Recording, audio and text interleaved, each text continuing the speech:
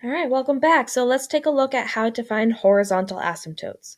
So horizontal asymptotes describe the end behavior of a graph, but unlike a vertical asymptote, you are sometimes allowed to cross horizontal asymptotes, okay? That can happen in the middle of the graph, but not at the tail ends of the graph, okay? So I've drawn for you a few graphs here for you to take a look at. So this first one here looks a lot like our parent function, and you can see that we don't cross the horizontal asymptote, okay? But graphs will have potentially more than one vertical asymptote, so there can be these middle sections where we are allowed to cross, okay? So that's something like this, okay? If you take a look at this middle segment, trace it, it goes right across that horizontal asymptote, but at the tail ends over here on the left and over here on the right, you're approaching that horizontal asymptote, okay? In this third one, there's no vertical asymptote at all, but there is a horizontal asymptote, but you can see the graph is in fact going to cross over the horizontal asymptote and then approach it at one side, but not the other. And there are functions like this that will follow this trend, okay? So we'll see some examples later on algebraically of how this happens, but the important thing to figure out now is, well, how do we actually find these horizontal asymptotes, okay? So we can find horizontal asymptotes by comparing the leading terms from both the numerator and the denominator, okay? So we're prioritizing which term has the biggest impact when we plug in big numbers. So we're looking for highest degree up top and highest degree on the bottom, okay? So we're going to then go through and compare the exponents. And I refer to them as top heavy, equal, and bottom heavy, okay? So this is where things can get a little bit confusing.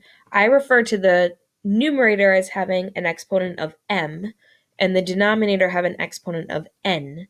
And a and b are just the coefficients. So this could be like 4x to the fifth over 10x to the second, okay?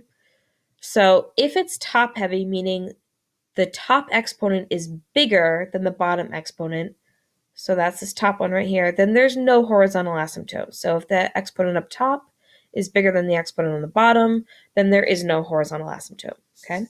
Now, if the exponents are equal to each other, there will be a horizontal asymptote, and it'll be at the ratio of the two coefficients, okay? That would be like if you had 4x to the fifth over 5x to the fifth. They're both x to the fifth, so it would cancel off, and it would be at y equals 4 fifths, okay? And you're going to see an example of each of these in a moment.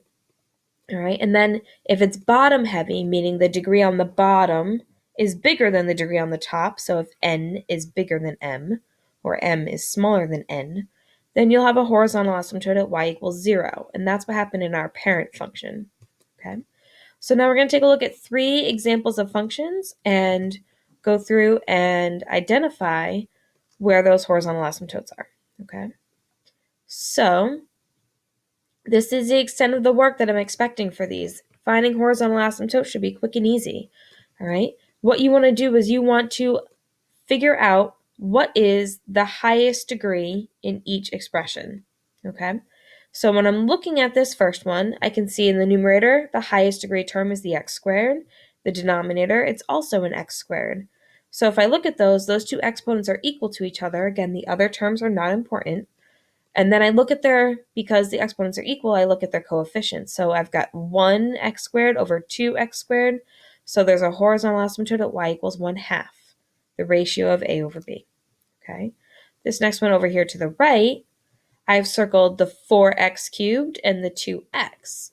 And that's because those are the two terms with the highest degree, both in the numerator and the denominator, okay? So when I compare those exponents, the exponent up top is bigger than the one on the bottom, so it's top heavy. That means that there is no horizontal asymptote in this situation, okay? And then when I go to look at this last one, you really need to look carefully because the terms are not in order, okay? So the top, the highest degree is x to the fourth.